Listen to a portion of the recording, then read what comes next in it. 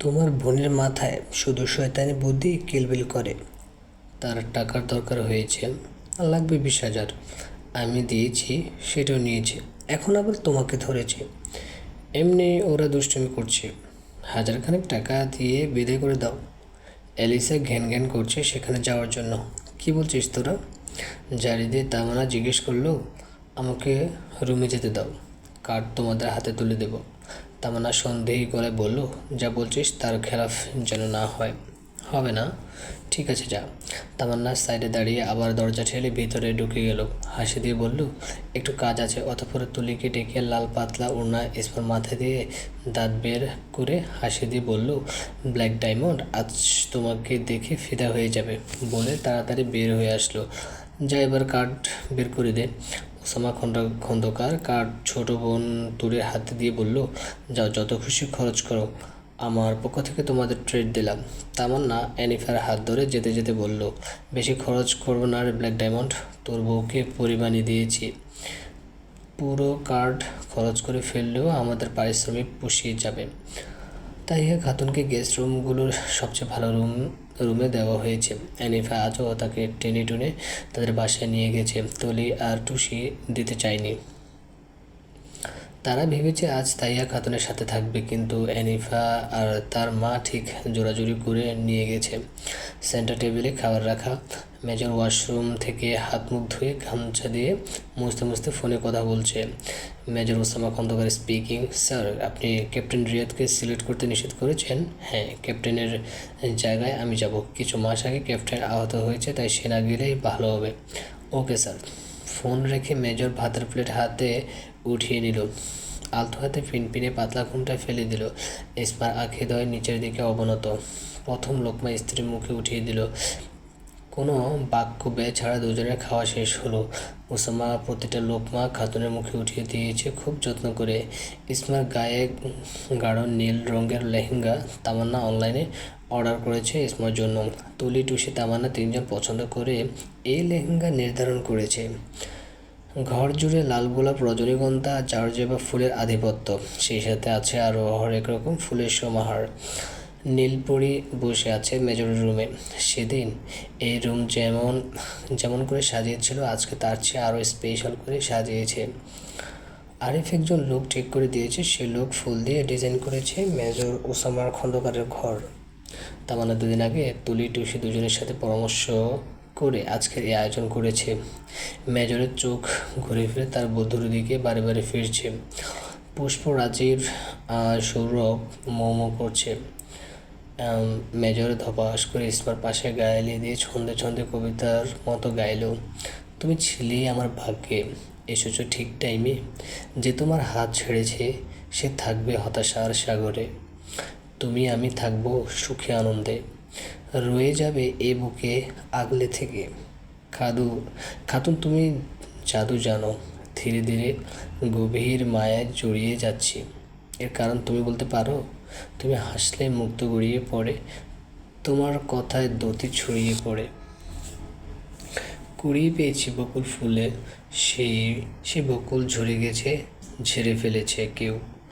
আমি আজলা ভরে উঠিয়েছি বকুলের ঘ্রাণ, বকুলের সৌন্দর্য কেবল আমার জন্যই বরাদ্দ। সূর্যের নরম রশ্মি জানালার পর্দা ভেদ করে ফ্লোরে লুটোপুটি খাচ্ছে। এই নরম রোদ গায়ে পড়লে চামড়া ঝলসে যায় না, বরং সময়টা শীতকাল হলে আরাম লাগে। তবে এখন শীত নয়। মেজরের রুমে এক ফালি রোদ উঁকি মেরে আছে। একটু রোদের ঝলক ইসমার গায়ে এসে পড়ল। এখন সকাল 7টা বাজে। ইসমার চুলগুলো সব বালিশের উপরে ছড়িয়ে ছিটিয়ে আছে। ওসামা খন্দকারের চক্ষু মন শিথিল হয়ে এলো প্রিয়তমার সকালের স্নিগ্ধ মুখখানি পরিদর্শন করে।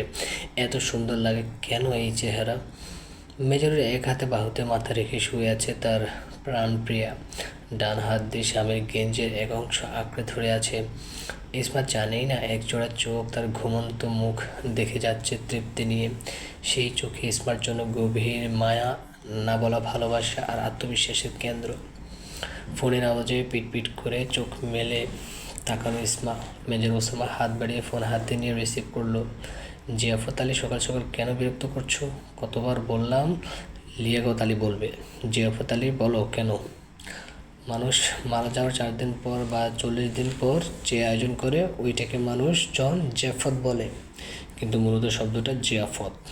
তোমার মৃত্যুর পর আমি নিজের চোখে তোমার জিয়াফত দেখবো, তাই জিয়াফত বলি। বুঝাতে পারলাম?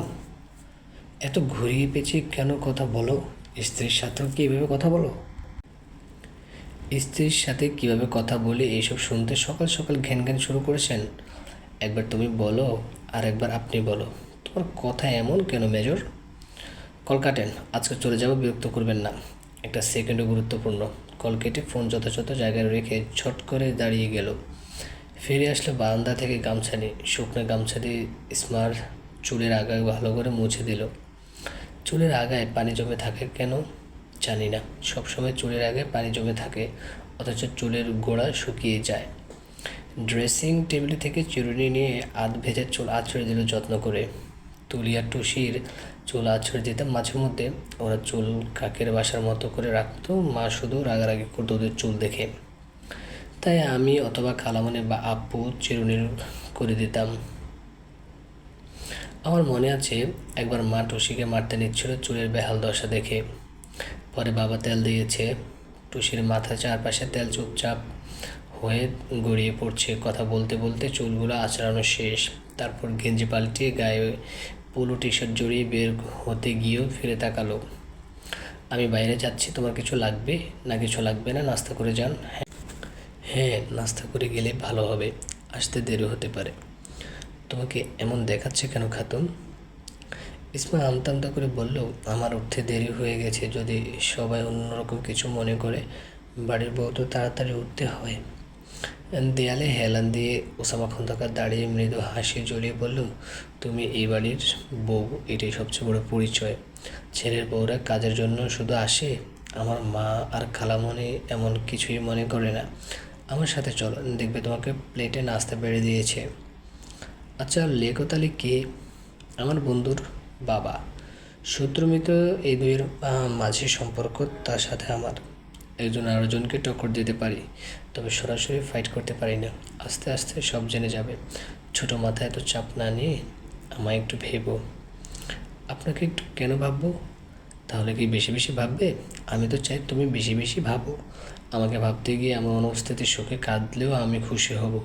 মন বলবে, আরে আমার খাতুন আমার জন্য কাঁদছে, এটা যেমন ব্যথা তেমন শান্তিও বটে। তুমি আমার জন্য কাঁদবে ভাবতেও কেমন আনন্দ লাগছে গো।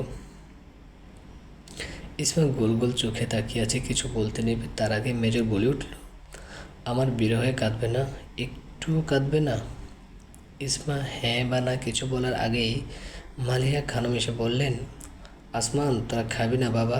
ইসমা তাড়াতাড়ি খেতে আয়, তোর কি ক্ষুধা লাগে না মেয়ে? মালিহা খানম মানজিয়া খানম তারা দুজন ইসমাকে তুই করে বলে, মেয়ের মতো স্নেহ করে, যেন ইসমা ছেলের বউ নয় বরং তুলি টুসিয়া তামান্নার মতো এই বাড়ির মেয়ে। ব্ল্যাক ডায়মন্ডের কথা অনুযায়ী ঠিক তাই হলো। মানজিয়া খানম ইসমার প্লেটে পরোটা উঠিয়ে দিচ্ছে আর ইসমার শাশুড়ির ডিম পোচ দিয়েছে। সবজি তুলে ইসমার শ্বশুর মোবারক খন্দকার 32 বাটি দাঁত বের করে বললেন, ইসমা তোমার কাছে কোনো বই হবে? যে কোনো বই, ভালো উপন্যাস হলে ভালো। সবার নাক মুখ কুচকাতে এ কথাই যথেষ্ট ছিল। মোবারক খন্দকার বই পড়ুয়া লোক, বইয়ের পোকা তিনি, যার তার কাছ থেকে বই বই চেয়ে বসে। ওসামা পরোটা চিবোতে চিবোতে বলল, বুক সেলফ খালি করেছ 2 বছর হয়েছে, এরপর থেকে কতবার কার কাছে বই খয়রাতি করেছ কাকু? মানজিয়া খানম দাঁতে দাঁত চেপে বললেন, হিসাব নেই। সদর দরজায় তামান্নার 4 সন্তান উপস্থিত, সাথে ইসমার মা রয়েছে। এলিসা এলিফা কালো মামা বলে ঝাঁপিয়ে পড়ল। তারা জানে মামা আজ চলে যাবে। তামান্না ভারী গলায় বলল, তোমরা এখন থেকে কালো মামা বলবে না, শুধু মামা বলবে। আগে ছোট ছিলে, শুনতে ভালো লেগেছে, এখন বড় হচ্ছ, শুনতেও খারাপ লাগে, বলতেও খারাপ। দুজন মাথা নাড়িয়ে বলল, আর কালো মামা বলবো না।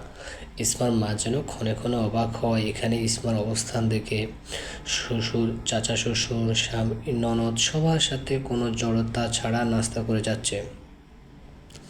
রাহাতের বাড়ির পরিবেশ ছিল ভিন্ন রকম। রাহাতের মা জরিনা তো শুধু শুধু খিটখিট করতো। তামান্না চলে গেছে হসপিটালে। তাহিয়া খাতুন মন ভরে মেয়ের সুখ দেখছে। ইসমার শাশুড়ি ডেকে বলল, বিয়ান আজকেও তামান্নার বাসায় রান্না করেছেন? না আপা, আমি শুধু দাঁড়িয়ে খুন্তি নাড়িয়েছি। তামান্না সব কেটে দিয়েছে। আরিফ আমার রান্না পছন্দ করে। সকালের নাস্তা করে ওসামা বের হয়ে গেছে। ইসমার শাশুড়িদের সাথে দুপুরের রান্নায় হাত লাগিয়েছে। মেজর বাড়ি ফিরল 2-2.5 ঘন্টা পরে। নিজের রুমে যেতে যেতে ইসমাকে চোখের ইশারে রুমে যেতে বুঝিয়েছে। হাতের কাজ রেখে গুটি গুটি পায়ে ইসমার রুমে গেল। মেজর যেন এই অপেক্ষাতেই ছিল। দরজা চাপিয়ে আগলে নিল বোকা শোকা মেয়েটাকে। ইসমা হুটহাট লজ্জায় পড়ে যায়। নিম্ন আওয়াজে দুজনের কথা হলো। মেজর জিজ্ঞেস করেছে, আর ইসমা নত মুখে হ্যাঁ বা না করে গেছে। প্রফুল্ল চিত্তে বধূকে বুকে জড়িয়ে রাখলো কিছুক্ষণ। মেজর কি থেকে কি করে সে নিজেই জানে না। এটা কি প্রেম? এটা কি প্রেমের মোহনা? এইটা কি ইসমা খাতুন? আমার হৃদয়ের বাসভবনে তৈরি হচ্ছে স্বচ্ছ সফেদ শুভ্র মেঘমালা। সেই মেঘমালায় তোমার নাম মেঘে মেঘে ভেসে বেড়ায় এক কোমল চেহারা। এই মায়াময় চাহনি বোকা বোকা কথায় আমি গভীরভাবে আটকে গেছি এবং শান্তি পাচ্ছি। এই নতুনত্ব কে কি খাতুন? এই মিসেস ইসমা খাতুন। এটা কি প্রেম বলে, তাই না? আমি ব্যাখ্যা করে সফল হয়েছি। বলো না, মনে হচ্ছে দুরন্ত কিশোর মনে ছুটন্ত প্রেম নিয়ে তোমার কাছে এসেছি। এই চোখের পাপড়ি নেড়ে যখন চোখ মেলে তাকাও, তখন মনে হয় বসন্তের দৌড় ঘিরেছে আমার বিস্তীর্ণ শক্ত ভূমিতে। ধীরে ধীরে আমি তোমার মায়ার অনুভূতির জালে ফেসে গেছি। তোমার পবিত্র চোরাবালিতে হারিয়ে গেছি। কোনো জাদু করনি, তবে জাদু আছে তোমার চাল চলনে, তোমার কথায়, তোমার হাসিতে। জাদু আছে তোমার ঘুমন্ত মুখে। এমন কেন করলে ইসমা খাতুন? কেন করলে? আমি থাকবো কি করে? কষ্ট হবে তো, ভীষণ কষ্ট হবে। ইসমা নিরুত্তর ভঙ্গিতে দাঁড়িয়ে আছে, বোকা বোকা চোখে চেয়ে আছে। এই যে জনাব মেজর, কত প্রশ্ন করলো বোকা মেয়েটা, কিছুই বলতে পারলো না। কিছুক্ষণ পর ইসমা আবেগী হয়ে উঠল। চোখ ঝরা বর্ষার জলের মতো থই থই করে টলতে লাগলো। দুই আঁখি থেকে 2 ফোঁটা নোনতা জল গড়িয়ে পড়লো গাল বেয়ে। কাঁদছো কেন আমার পাখি? কান্নার মাঝেও ইসমা ভারী লজ্জা পেল। পাখি বলে ডেকেছে, তাও কত মধুর সুরে। এই মেজর একবার আবেগী বানিয়ে দেয়, একবার লাজুক বানিয়ে দেয়। মেজর এক ভয়ার্ত ঢোক গিলল। তার বধূয়া ক্রন্দনরত অবস্থায় লাজ নিয়ে দাঁড়িয়ে আছে, চোখে বিরহ জল, অথচ গালে লাজুক আভা, আবার ঠোঁটে বেঁকে যাওয়া লাজুক হাসি। আমি যাওয়ার সময় এভাবে হাসবে না, দহন বেড়ে যায়। আমি তোমার পাশে থাকলে যত খুশি তত হাসবে। হঠাৎ রাহাতের কথা মনে হয়ে গেল ওসামা খন্দকারের। রাহাত এই অমায়িক নারীকে কষ্ট দিল কি করে? এমন স্ত্রী হলে তো খেয়ে না খেয়ে দিন রাত পার করা যায়। কিন্তু রাহাত অধৈর্য হয়ে কি নিষ্ঠুর হয়ে ইসমাকে সতীন উপহার দিল। রাহাতের নাম চিন্তাভাবনা মাথায় থেকে বের করে ওসামা খন্দকার পাশের ব্যাগ থেকে টাওয়াল আর হেয়ার ড্রায়ার বের করলো। হেয়ার ড্রায়ার কীভাবে ব্যবহার করে শিখিয়ে দিল। গামছা দিয়েই তো চুল মুছে ফেলি, টাওয়ালের দরকার ছিল না তো? দরকার আছে। আমি গামছা দিয়েই কাজ চালিয়ে মাথা মুছি, কোমর বাঁধি। তোমার বিষয় ভিন্ন। এখন থেকে গোসলের পর হেয়ার ড্রায়ার দিয়ে চুল শুকিয়ে নিবে। তুলিয়া টুসিকে বললেও করে দিবে। তোমার জন্য কিছু এনেছি। বড় বাজারি ব্যাগ থেকে মিস্টার ওসামা বের করলো একটা মাঝারি ইকুরিয়াম। ইকুরিয়ামের ভিতরে একদম ছোট্ট একটা কচ্ছপ। ছোট একটা কাঠ দেওয়া। কচ্ছপটা ওই কাঠের উপর কুটি কুটি করে হেঁটে পানির উপরে বসে থাকে। ছোট কিউট পিচ্চি সাইজের একটা কচ্ছপ। ইসমা কথা বলতেও ভুলে গেছে। একবার স্বামীর দিকে তাকায়, আরেকবার কিউট বিউটি কচ্ছপটার দিকে তাকায়। ইসমার মুখের দিকে তাকিয়ে মেজর ওসামা খন্দকার যেন ভুলেই গেছে তার সামনে থাকা এই মেয়েটি একসময় যাতনায় মোড়ানো ছিল। মেজরের মন বাগানে সদ্য কলি ফোটা পুষ্পে শিশির বিন্দুকণা ঝলমল করছে ইসমার গোল গোল চোখের আজব ভঙ্গি দেখে। এই যে ইসমা ধীরে ধীরে হাসি প্রসারিত করলো, তা যেন মেজরের বাগিচায় কলিগুলো আরও ফুটন্ত হয়ে উঠল। ধ্যান ভাঙল ইসমার কথায়। মুখে হাত দিয়ে অতীব আশ্চর্য হয়ে বলছে, এর আগে আমি কচ্ছপ দেখেছি নদীর ধারে জেলেদের জালে আটকা পড়েছিল। ওইটা বড় ছিল, আমার কাছে ভালো লাগেনি, কিন্তু পিচ্চি কচ্ছপটা এত সুন্দর কেন? এগুলো হলো তোমার কচ্ছপের খাবার, 3 বেলা খাওয়াবে। 2 প্যাকেট কচ্ছপের খাবার এনেছি, আমি ফিরতে ফিরতে এতে হয়ে যাবে। আর যদি আমার বাড়ি ফিরতে দেরি হয় তবে বাবা কাকু যে কেউ এনে দেবে। ইকরামের কোচিং সেন্টারের পাশে এসব জিনিসপত্র পাওয়া যায়, ওকে বললেও এনে দেবে। আমি একটুকে ধরি, আহ্লাদে কিশোরীর মতো কথাখানা বলল ইসমা। মেজরের যেন হাসি পাচ্ছে বউয়ের এক এক সময় এক এক রূপ দেখে। একবার বোকার মতো তাকিয়ে থাকে, একবার কাঁদে, একবার ঠোঁট উল্টে অনুরোধ করে কচ্ছপটাকে ধরতে। বড্ড ভালো লাগছে ওসামার কাছে স্ত্রীর এই হরেক রকম কাণ্ড। রোদে ঘামে ক্লান্ত দেহ টেনে রাহাত ঘরে ফিরেছে। গোডাউনের কর্মচারী আজ আসেনি, তাই তাকে পরিশ্রম করতে হয়েছে। গলা শুকিয়ে চৌচির কোলের ফানে গলা ভিজলেও আত্মা শীতল হচ্ছে না। গায়ের ঘরমাক্ত শার্ট খুলে বেলগাছে লাগানো রশিতে ঝুলিয়ে সুমির উদ্দেশ্যে বলল, 1 গ্লাস শরবত বানিয়ে দিতে। রাহাত উদাম গায়ে বেলগাছের নিচে বসেই রইল। শরবত তো দূর, শরবতের নাম গন্ধ নেই। অধৈর্য হয়ে ঘরের ভেতরে গিয়ে দেখে সুমি টিভির ভিতর ঢুকে আছে। টিভিতে যে অনুষ্ঠান চলছে সে অনুষ্ঠানে মনে হয় সুমি হারিয়ে গেছে। ঘর সংসারের খবর নেই। রায়হান বালিশ ছাড়া খাটে পাকা হয়ে শুয়ে আছে। রাহাতের ইচ্ছে করলো একটা লাঠি নিয়ে প্রথমে টিভিটা ভাঙতে, তারপর সুমির মাথা ফাটাতে। রায়হানকে বালিশে ঠিক করে শুয়ে দিয়ে আবার বাইরে চলে গেল। বেলগাছের নিচে পাটিতে ধপ করে বসে পড়ল। জরিনার শরবত এনে সামনে রেখেছে। জরিনার মুখে অসহায়ের ছাপ। রাহাত টিনের ঘরের দিকে দৃষ্টি দিতেই বুকের ভিতর তীব্র যন্ত্রণা হানা দিল টর্নেডোর গতিতে। এই টিনের ঘরে ইসমা একা একা থাকতো। কোনোদিন রাহাতকে এক রাত থাকতে বলেনি, কোনোদিন রাহাতকে একটা বিকাল সময় দিতে বলেনি, কোনো অধিকার দেখায়নি। মলিন মুখে কাজ করে নিজের মতো থাকতো। সে সুমি আর রায়হানকে নিয়ে এমন সুখের মাঝে ছিল যার কারণে প্রথম নারী অবহেলা তার চোখে ধরা দেয়নি। আজ রাহাতও অবহেলার পাত্র। রাহাতের সব কাজে সুমি অবহেলা দেখায়। রাহাতের বুক মুহূর্তে মুহূর্তে কামড় দিয়ে উঠে। বেলগাছের উপর একটি কাকা করে যাচ্ছে সমান তালে। এই কাকও যেন রাহাতকে কটাক্ষ করছে।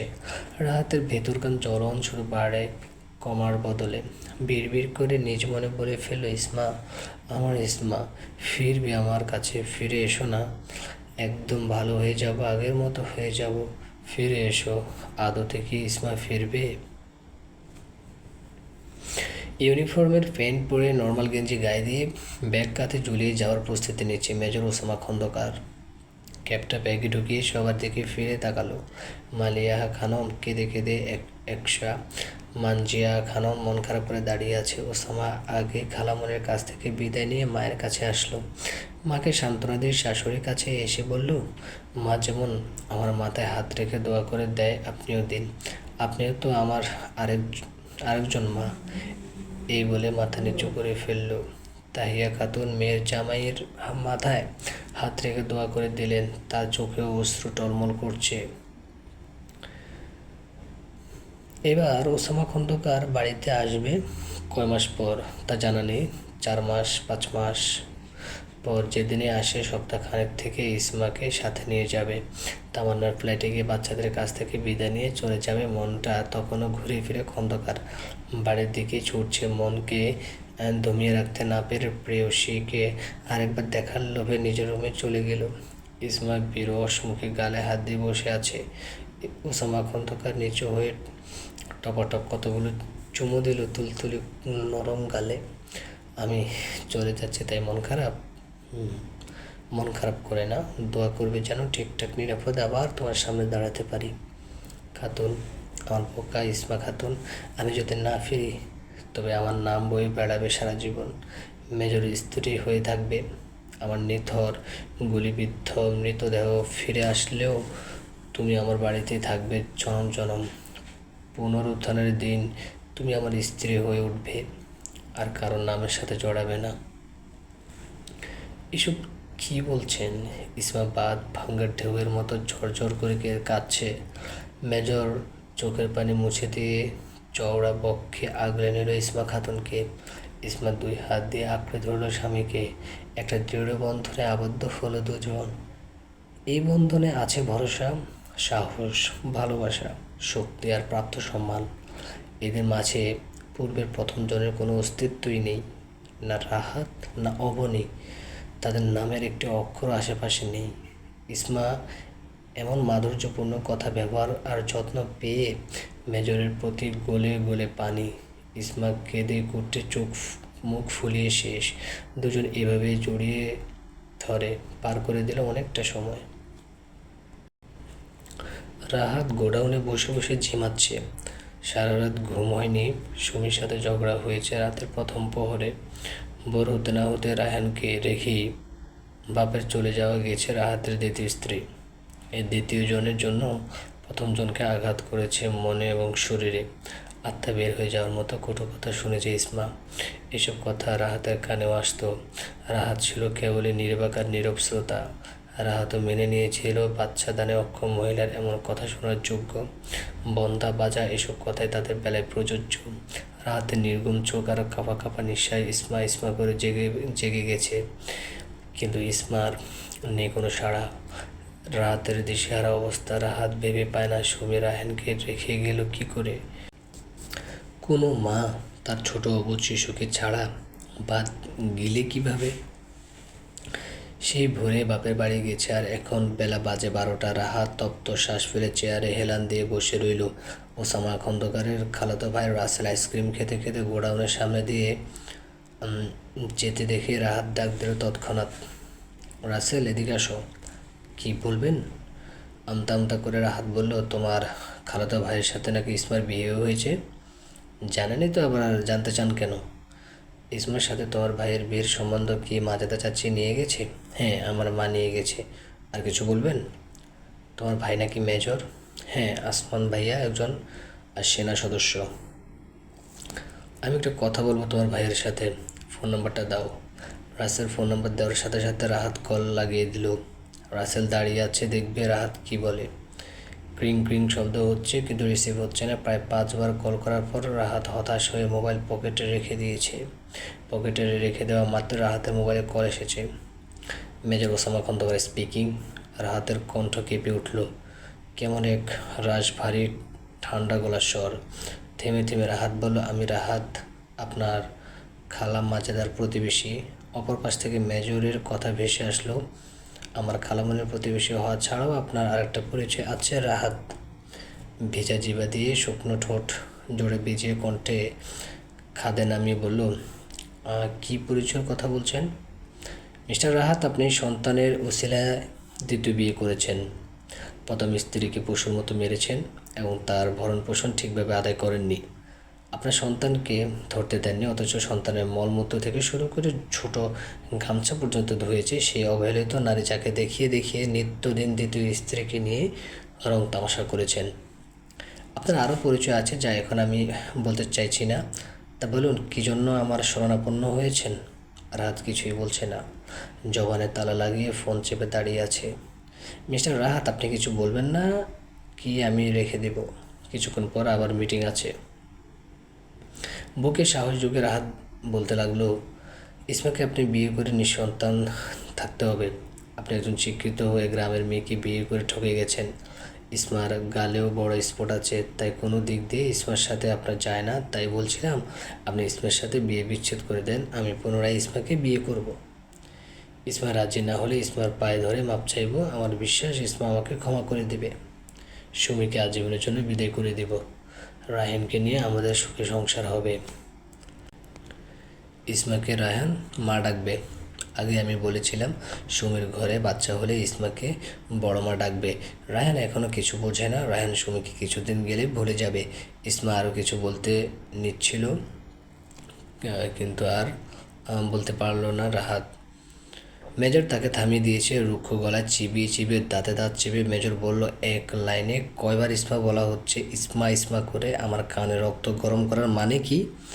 কোন স্ক্রিপ্ট রাইটার থেকে মুখস্থ বলে শিখে পুরাতন রেকর্ডার মতো প্রলাপ করছেন? আপনার অধীনে যে ইসমা ছিল সে এখন আগের মতো নেই। সে এখন মেজর ওসামা খন্দকারের ইসমা খাতুন। স্বর্ণের পাত্র যখন হাতে ছিল তখন ফেলে দিলেন, যখন তার অভাব তার অভাবে তার কদর অনুভব হলো, তখন আবার তাকে তুলতে চাইছেন? সে কি এখনও আপনার জন্য পড়ে আছে?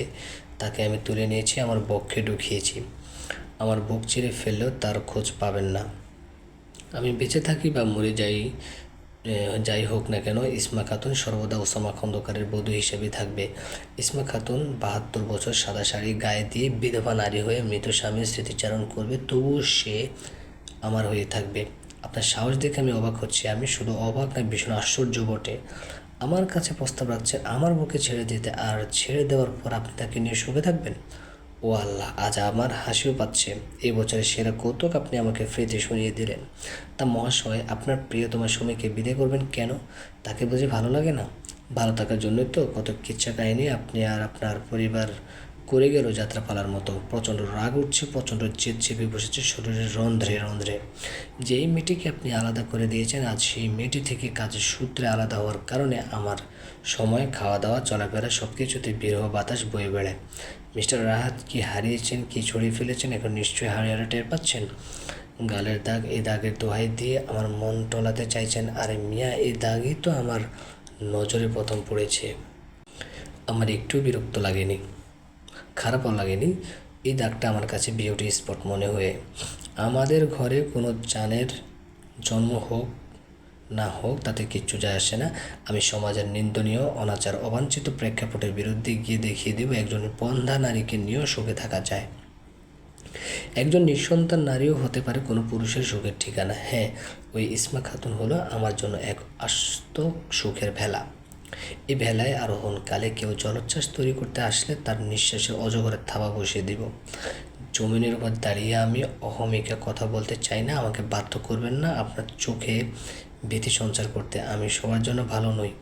যারা ভালো আমি তাদের সাথে ভালো, আর যারা অসৎ আমি তাদের সাথে দূরত্ব বজায় রাখি মাইল পর মাইল। আপনার আপনার এখন ইচ্ছে করছে আগের স্ত্রীকে গ্রহণ করতে। আমারও কিন্তু কিছু ইচ্ছে করছে। শুনবেন কি ইচ্ছে করছে? ইচ্ছে করছে যে হাত দিয়ে আমার বোকা খাতুনের পিঠে কিলঘুষি মেরেছেন, সেই আঙ্গুলের আংটির ঘষার ফলে নরম গালের রক্ত জড়িয়েছেন, সে হাত পুরোটাই কেটে ফেলি।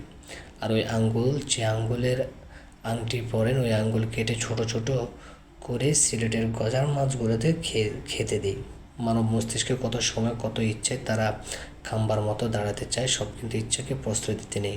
তাই আপনাকে বলে মাথায় ঢুকিয়ে রাখুন, আমি যেমন আপনার হাত আর আঙ্গুল না কেটে বাড়াবাড়ি প্রশ্রয়টা দমিয়ে রেখেছি, আপনিও তেমন নিজের অহেতুক অসম্ভব ইচ্ছাগুলো দমিয়ে রেখে দিন। বারবার আমি চুপ থাকবো না। আপনার মতো মেরুদণ্ডহীন আমি নই। আলহামদুলিল্লাহ, আমার সৎসাহস রয়েছে। আমার সাহসকে দুঃসাহস রূপে দেখতে নিশ্চয়ই আপনার ভালো লাগবে না। রাহাতের ভিতর বাহির তামামা বাজিয়ে ঘোষণা দিচ্ছে ইসমা, ওসামা, এই দুইটা নাম, দুজনের নাম কাকতালীয়ভাবে কতখানি মিলে গেল। আজ রাহাতের হাবুডুবু অবস্থা। হায় রে ইসমা, তো এর চেয়ে আরও বেশি হাবুডুবু খেয়েছে পরিস্থিতি, এবং নানা জনের নানা কথায় প্রত্যেকের সুযোগ পেয়েছে শুধু রাহাতের কারণে। আসমান ভাই কী বললো আপনাকে? রাহাত নিশ্চুপ। রাসেল যেতে যেতে বলতে লাগলো, আমি দেখেছি ইসমা ভাবি কত কষ্ট করেছে। আমার মা মাঝে মাঝে ভাবিকে ভাত তরকারি দিয়ে সাহায্য করত, কোনো কথা ছাড়া ভাবি সেগুলো খেয়ে নিত। রাহাত, হায় রে রাহাত, এখন তার স্বার্থে টান পড়েছে। তার এখন সুখের স্বার্থ লাগবে, তাই ইসমাকে দরকার। অথচ ইসমার সুখে থাকা নিয়ে সে চিন্তাও করেনি। আকাশ গুড়ুম গুড়ুম ডাকছে, বৃষ্টি আসবে আসবে ভাব। তুলি টুসি দুজনে ইসমার রুমে এসে ঘাপটি মেরে বসল। তাহিয়া খাতুন ঘুমিয়ে আছে, মানজিয়া খানম, মালিয়া খানম তারাও ঘুমিয়ে আছে। এই সুযোগে দুই বোন এসেছে ভাবির সাথে বৃষ্টিতে ভিজতে। গগন জুড়ে কালো মেঘের বিস্তর মেলা, কিছু কিছু মেঘ খণ্ড হয়ে পড়ে আছে ছড়াছড়ি হয়ে। টুপ টুপ করে একটা সময় বৃষ্টি পড়তে লাগলো। একটু আগে ছিল পরিবেশটা ঠান্ডা হওয়ার পথে, আর এখন সোজা শীতল আর শীতল। ভাবি চলেন বৃষ্টিতে ভিজি।